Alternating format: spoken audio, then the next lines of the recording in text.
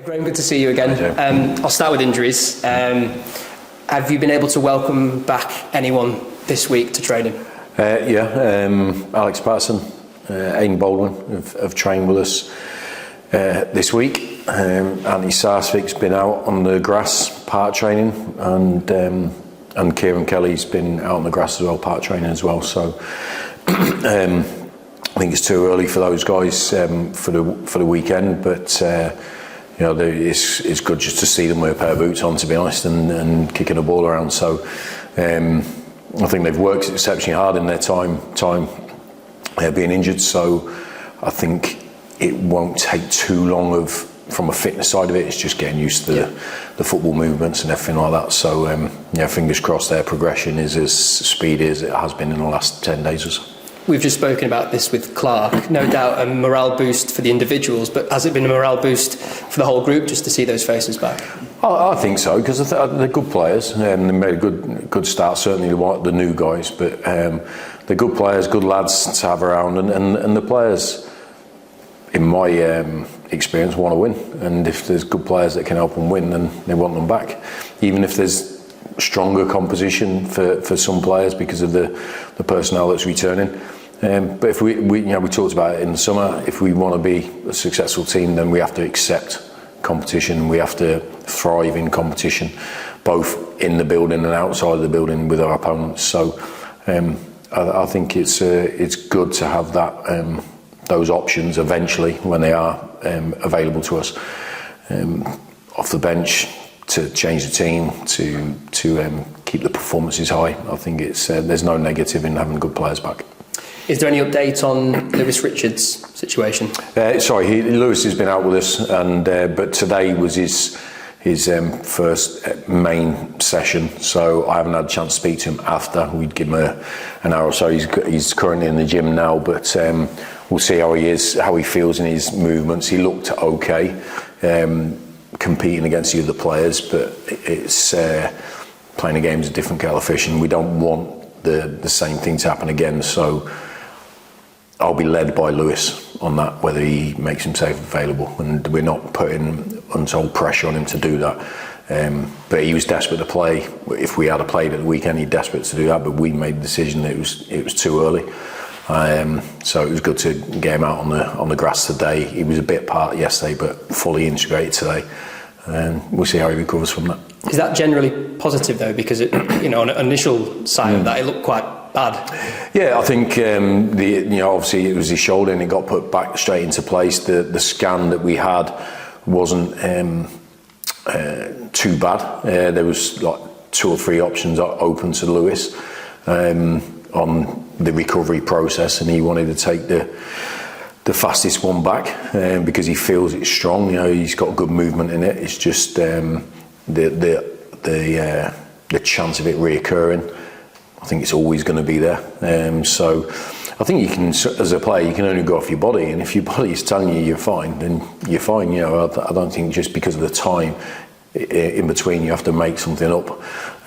So in his head, he's fine. In his head, he's determined to be back involved. So I'll speak to him this afternoon, see how he is. In the absence of a game at the weekend, has that at all changed your working week in how you go about preparing for this game? No, not particularly. Obviously, it was hard on Saturday because obviously we had the call off, and then we were chasing a training venue to have a proper training session. Unfortunately, because of the weather and everywhere around, we couldn't get one, so we had to do a remote one, which we'd done all during the summer, and the players all completed that, and then we've just cracked on as if we'd played a game. Really, I didn't think we had to do any extra this week to cover us missing on Saturday. I think the session that they would have done would have been good from a physical element, and then we've just been out on the grass for the last couple of days, and now we haven't specifically done anything different. Morecambe for you next in the FA Cup. Does it help in your preparation that you have played them this season already? A little bit, yeah, I think so. Certainly at the same venue as well, I think so. I think it gives us we spoke about it quite often now about these away games and what we face, and one of those opportunities, or one of those times that we did face that, certainly in the first 20-25 minutes, was Morecambe away. So it's something that we've got into our psyche. We're trying to come up with strategies to overcome that side of it and show our quality. So I think it will help the players, certainly ones that haven't played there before, but certainly ones that haven't played many away games for Bradford City. So we're getting to learn of the challenge that we face, and the players are putting in the work to make sure we're better each time, and that's all we can ask for. I know you're very pragmatic about every game that you play and very level about how you approach every game that you play, but is there an extra excitement over this one, in that, one win away from getting into that third round when some of the Premier League teams do enter the competition?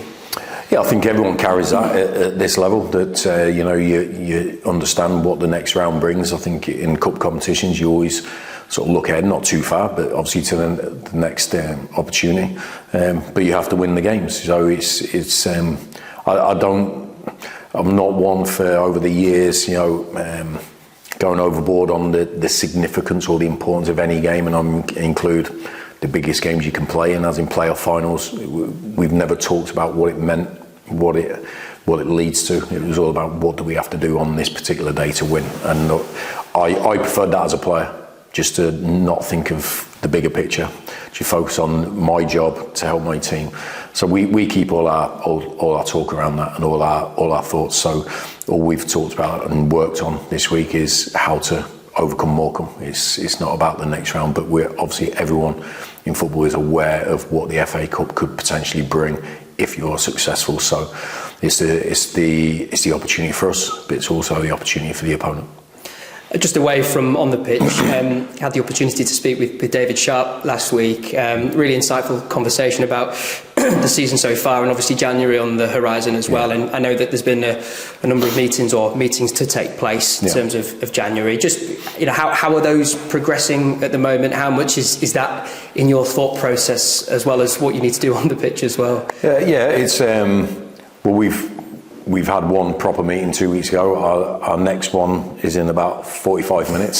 So I can't tell you the progress because we haven't actually got there yet. So, but immediately after this, I'll be sitting down with Stephen Gent and David and Chris, and going through what we feel we need. I said in the meeting a couple of weeks ago that we have to have initial ideas, but it's going to be fluid, from week to week. Or so we've put in like fortnightly meetings to make sure we're fully aware of how we're all thinking, because it is a collaborative approach to our recruitment. And so today will be the next step of that. I spoke about my what I feel we're good at, what I feel we need in the previous meeting, and then that will be followed up today with some, I would guess, potential players to fill those profiles. So we'll see how that goes. But I think rather than wait for weeks on end and then have one big meeting and dump a load of information off, I think it's better to do it regular, so it's in smaller doses, and obviously I can then continue to carry on with what I have to focus on, that's winning games as well. So I prefer it this way, where we have regular contact than just this monthly meeting where a lot is thrown in there. I know it's labelled as the modern way of working in football, but that dynamic of having a head of football operations, a head of recruitment, and allowing you to put more time on what you need to do on the pitch, is that an aid if you were to compare it to how things have been in years gone by when it was a manager left to do everything? Yeah, I think I've said this before. I think it's not particularly the roles that are there; it's the people. Yeah. You know what I mean? Because you can have 10 people like working with you, but if they're not great at their job, or then it's not good to work with, then it's a hindrance, isn't it? And if you've got one person working with you, but they're great at their job and they're great supporting you, then that's better. So it's all about the people. You can have a 15-man squad, 20-man squad. But the 15-man could be better than 20 because of the quality, because of the character, because of the personality, all those sort of things. So I see that in this, but I get the question. It's a valid question, certainly with it's more common now. It's probably it's a rarity now to just be a manager, I would say. Whereas maybe when I started, I was the manager, and it was me and the CEO and the chairman, and that was it. So, but that, I think about a year later, they brought in a director of football and then a sporting director as well. So then it got a bit complicated. So, but the club was finding its feet at the time. This was at Fleetwood, but I think it's for me. I think it's an aid. I think it's where. So, for instance, the meeting we had 2 weeks ago, I've pretty much put my thoughts in there and then left it for them guys to talk and discuss. Ryan, David, Genty, and then 2 weeks later pick it up again. If I was doing that daily, then I know how tough it would be, because it is, there are a lot of responsibilities that every manager has, but you have to prioritise them, and managing the team, managing the players, and trying to win games is number one priority. So anything that can support you in you focusing on your job is a benefit for me, personally. So I've had the pleasure of working with some really good people as well at previous clubs, and I'm certainly enjoying the support I get here as well. And just finally, on the point of loan players, actually the players that you have out on loan at the moment, in Sam Stubbs, Adam Wilson, more specifically with this question, how closely are you monitoring their situations, and are they at all part of that January discussion? Yeah, there will be, yeah, when we get to it. We were just talking about what we need, and then if it's something we need and one of those two players can fill up, then that's an opportunity for us. But I wouldn't just bring a player back because he's contracted to us. If he doesn't want to come back, or he's enjoying his football elsewhere, and you bring him back under duress, I don't think that's a good scenario either. So they haven't; those two players weren't part of the previous conversation 2 weeks ago, but 100% they will crop up in either today's or the next meeting, because there are contracted players. We put them out there to play games of football, and we have to assess how they've done and if they can contribute to us being successful. So we'll see how they go. Thanks, Greg. Okay, mate. Well, obviously, you're talking about these transfer conversations, tying it in with the FA Cup. I think there's 75 grand for the winners on Saturday, for example. I mean, have you sort of got assurances that should you make cup progress, that will be sort of in that pot, so to speak?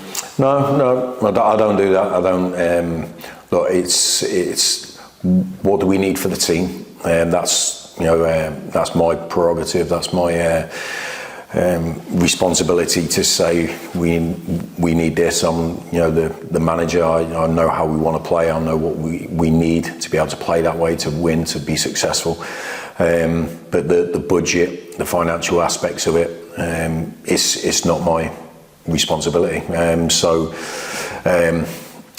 I'm not in charge of any fees that we have to pay. I'm not in charge of what contracts we give to players. I have a contribution as an experienced manager and football operator, but it's not down to me to push the button on those things. So it'd be pointless me seeking that, and I trust the people that I work for that have the same ambitions as me, and that's to create a winning team, a successful squad, and try and win this season. So I don't really need to ask those questions, to be honest. But presumably it won't do you any harm should the club be in the third round. No, of course, no. Listen, you hear me say regularly, there's no negative to winning. I just don't see it. So the financial aspect is secondary for me. The winning alone is the main driver for me and my players.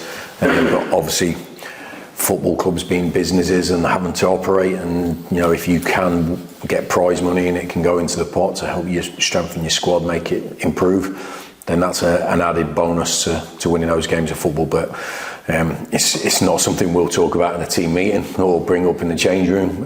But obviously, when we have these conversations nearer to January, when we're actually negotiating with players or trying to bring players in, then we'll understand where we got the money from to do those things. And there's different avenues for that to come in. I was saying, I was mentioning to Clark earlier that when you're in the second round, it feels like it's the night before the big one, in the sense that everyone's sort of thinking, get through, we could get this draw. Is it a case of also reminding yourself it's just as easy, you're going in the exit here, it's very much a win or bust? Yeah, so like you say, there's loads of different aspects to playing in any cup competition, and certainly the prize on offer in each round will progress. That's just natural as you get further into any competition. So, but yeah, go back to the Wycombe semi-final. I didn't talk about the potential Wembley or this, that, the other. Just this is how we have to play against Wycombe to win. And you saw the performance of the team that night. It was superb, and we should have won it. You know what I mean? But it wasn't due. I'd like to think our players are motivated to win without any extra motivation of what it might mean. I think I see them train enough on the training pitch to see that they want to win, and that's enough for me. So that will be our talk. It will be our conversations on Friday and Saturday. The players won't know what competition we're playing in. It will just be about how do we win this game of football, to be honest.